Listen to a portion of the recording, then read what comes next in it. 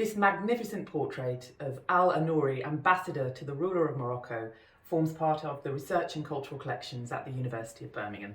We're lending the portrait to the Metropolitan Museum of Art to be part of a superb exhibition called The Tudors, Art and Majesty in Renaissance England.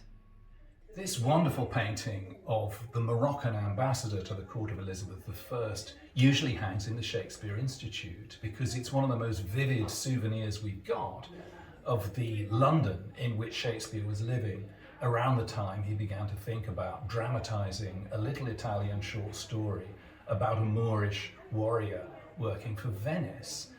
His name was Abdul el-Ouahed bin Messaoud bin Mohammed Anoun. He had this radical proposal that Morocco should form an alliance with England to drive the Spanish out of southern Spain and make it Muslim again, which would have changed world history quite a lot.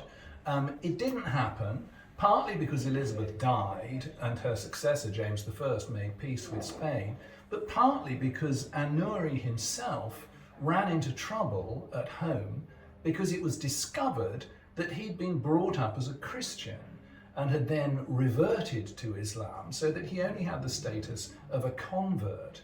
And that question about whether somebody is really of one faith or really of another in the context of warfare between Christian nations and Islamic nations is something that haunts Othello.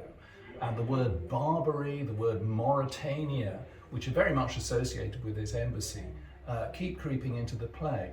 So this is somebody who sort of stands in the background as Shakespeare is conceiving Othello. We will, of course, miss having him in Stratford, but he'll be acting as an ambassador to the university and representing our university and our collections on a global stage, where hundreds of thousands of people will get to see him and hear his story.